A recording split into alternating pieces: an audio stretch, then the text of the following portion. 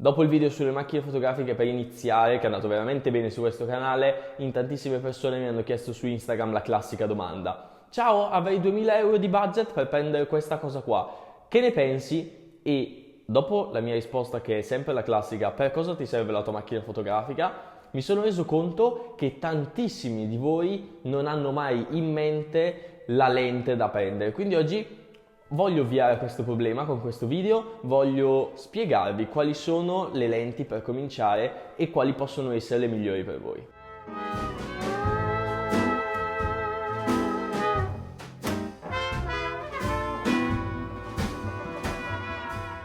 Ovviamente, come il video della macchina fotografica, questa qua è una guida all'acquisto dei fattori che potete prendere in considerazione. Quindi non ci sono tutte opinioni personali, sono cose che vi aiutano a scegliere l'acquisto e io non dico che una sia meglio di un'altra, ma semplicemente vi do delle indicazioni. Detto questo, possiamo cominciare. Se siete alle prime armi, insieme alla vostra prima macchina fotografica, avete sicuramente il vostro 18-55 di base o 16-50 con diaframma variabile da 3,5 a 5,6. È un obiettivo kit, è un obiettivo di base che non ha una buona qualità assolutamente rispetto a lenti che hanno una buona qualità. La qualità di quella lente non è buona, però se siete proprio alla base vi aiuta a capire comunque un pochino di linguaggio e vi aiuta a capire che cosa volete scattare, come lo volete scattare, se le focali che vanno dai 18 ai 55 sono delle focali che vi bastano, che vi possono aiutare nel vostro percorso, mentre invece se avete già preso il vostro 18-55 o se siete già più avanzati, quindi volete adesso andare a scegliere il prossimo obiettivo da o affiancarci oppure per sostituire, sicuramente avete il grandissimo dubbio: utilizziamo lenti fisse o utilizziamo lenti zoom? E prima di spiegare un attimino le piccole differenze tra queste lenti, vi ricordo però di iscrivervi al canale se ancora non l'avete fatto, perché arriveranno tanti contenuti interessanti e se volete supportare questi contenuti, se la qualità vi piace, se le cose vi piace, la fotografia, io vi consiglio di iscrivermi e di seguirmi sia qua su YouTube che sugli altri miei canali, di dare un'occhiata ai miei portfoli. Se siete alla ricerca di opinioni scomode e abbastanza sarcastiche, seguitemi su Threads. Insomma, c'è un mondo dietro ai miei canali, io vi invito veramente ad iscrivermi. Passando però ora alla lente zoom e alle lenti fisse, partiamo dalle lenti fisse, perché sono le lenti basilari, cioè ve le spiego perché molto spesso magari il 50 mm 1.8 di cui vi ho parlato anche in quest'altro video può essere la prima lente che vi viene in mente di comprare e la prima lente che magari anche ha un prezzo accessibile rispetto a una lente zoom. La lente fissa ovviamente, come dice il nome, è fissa, quindi ha una sola focale, quindi un 35 mm è un 35 mm punto. Ha di solito, quasi sicuramente, un diaframma molto più aperto in media, quindi anche la base 50 mm di cui vi ho parlato prima parte da f1.8, quindi abbastanza aperto, abbastanza luminoso, e ha una nitidezza diciamo maggiore rispetto a uno zoom corrispettivo, quindi una lente da 300 euro fissa e uno zoom da 300 euro. La lente da 300 euro fissa sicuramente sarà superiore. Le lenti fisse hanno un grandissimo pregio, nel senso che le lenti fisse vi aiutano a imparare a comporre le immagini, a muovervi, a capire i linguaggi delle varie lenti, anche perché scattare a 18 mm non è la stessa cosa che scattare a 50 mm e inquadrare una scena a 18 mm non è la stessa cosa che inquadrare la stessa scena a 50 mm. Vi faccio un esempio: se voi fate un ritratto a 18 mm dovete andare molto vicino al vostro soggetto, a 50 mm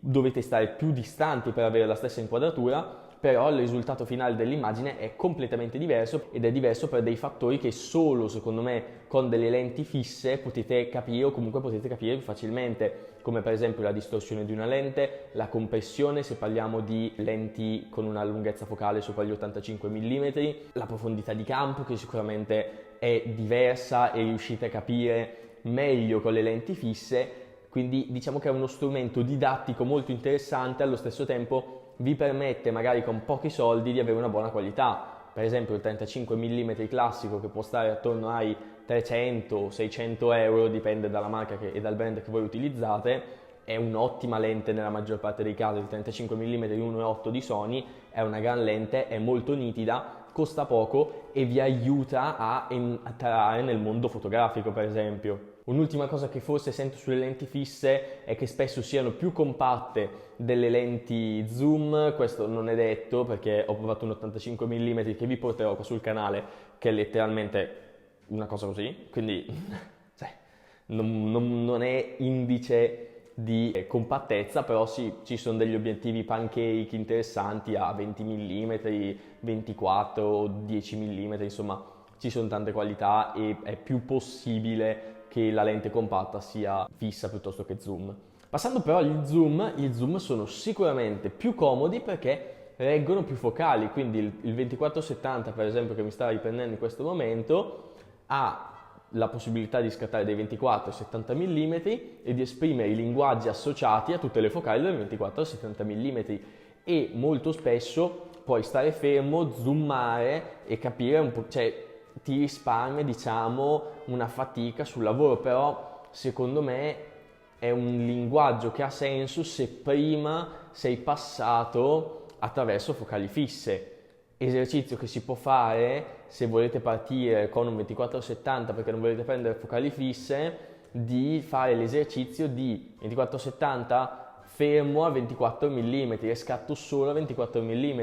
sessione dopo 35 mm, scatto solo a 35 mm, per aiutarvi a capire la questione linguaggio che vi spiegavo prima. E poi ultimo punto degli obiettivi zoom è il diaframma. Il diaframma può essere fisso, può essere variabile. Le lenti di qualità alta sulle focali ovviamente normali hanno un diaframma fisso, l'aspetto teleobiettivi lasciamo un attimo da parte. Sulle lenti normali per un 24-70, 3.5, 5.6 molto spesso è un po' un fondo di bottiglia. Quindi anche questa cosa qua, quando fate un investimento importante in denaro dovete tenerci conto, piuttosto se non necessitate per forza di un f2.8 come nel mio 24-70, il mio vecchio 1805 per Sony PSC aveva un diaframma costante f4. Questo vi permette di avere lo stesso diaframma e comunque di, diciamo, quando volete giocare con la profondità di campo, che è influenzata, come sapete, da tanti fattori, ne ho parlato in quest'altro mio video, il diaframma fisso vi aiuta sicuramente e è sintomo anche di qualità della lente, proprio una qualità di immagine. Una lente che ha un diaframma fisso molto spesso costa di più ma ha anche una qualità superiore. Prima di passare ancora all'ultimo punto e alle ultime considerazioni vi ricordo di iscrivervi al canale se ancora non l'avete fatto, perché arriveranno contenuti molto interessanti. E passando invece poi all'ultimo punto, io vi ricordo che non c'è bisogno di avere 175 obiettivi diversi, cioè nel senso specializzatevi in quello che volete, fate quello che volete, ma non avete bisogno di 1000 obiettivi. Se non avete tantissimi soldi e non avete soldi da buttare, siete un po' squattrinati magari come me, non avete bisogno di 188 obiettivi, semplicemente prendetene pochi ma buoni, cercate di avere pochi obiettivi magari che vi coprano delle focali che a voi servono per il vostro lavoro, per il vostro genere che fate, eccetera eccetera eccetera, che abbiano una qualità buona. Infatti, come vi dicevo prima, il discorso dei diaframmi in questa logica rientra perfettamente, cioè non avete bisogno, se avete un 24-70, un 35 mm, un 85 mm e fate ritratti, per esempio, il 24-70, prendetevelo buono, cioè nel senso, se vedete che può essere la vostra lente principale, per esempio, prendetelo buono, non risparmiate, piuttosto prendete un obiettivo in meno o comunque investite i soldi in maniera intelligente rispetto al vostro lavoro, non buttate via soldi in lenti inutili. A livello di prezzo il mio consiglio può essere quello di calibrate l'ottica rispetto a quello che fate. Cosa vuol dire?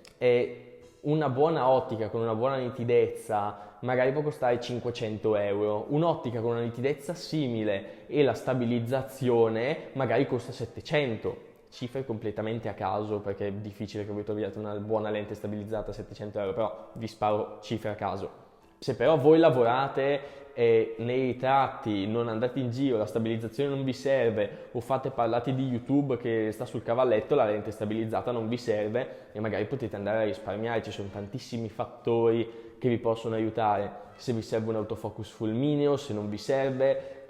rispetto a quello che fate degli investimenti ragionati, cioè non ha senso prendere G-Master su G-Master magari se poi alla fine le fotografie che fate o i video che fate sono video su YouTube, cioè se io ci mettessi un 35 G-Master lì sopra ci sono dei video sul mio canale girati con 35G Master, con la compressione di YouTube, con il fatto che molto spesso si vede dal cellulare, magari non si vede neanche la differenza, cioè andiamo su 2 pesi, 2 misure. Quindi questi sono un po' i miei consigli per quanto riguarda la decisione di ottiche. Poi vi ricordo assolutamente tassativamente che ogni ottica ha un suo linguaggio, non ha un suo genere. Cosa vuol dire? L'ottica ha un linguaggio comunicativo proprio, perché la fotografia ovviamente è uno strumento di comunicazione e l'ottica quindi influenza il linguaggio con cui noi andiamo a comunicare. Non vuol dire però che ci sono dei generi che vanno fatti con un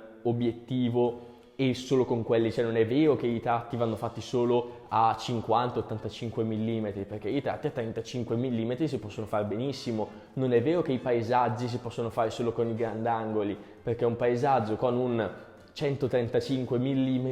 con la compressione dei piani, con la montagna che viene fuori, è una figata. Cioè ogni lente appunto ha il suo linguaggio, voi dovete capire questi linguaggi, come volete esprimervi, qual è il contesto che vi piace di più, qual è il linguaggio che vi piace di più. Io per esempio i miei ritratti, una cosa che mi fa impazzire è il ritratto 85 mm, a me piace tantissimo perché riesco a chiudere sul soggetto, tenere un buono staccato, una buona profondità di campo, e per me, per il mio gusto attuale, le foto 85 mm sono bellissime, a me piacciono tanto. Quando vedo un ritratto vedo che è stato fatto 85 mm perché comunque è una focale che ha delle sue peculiarità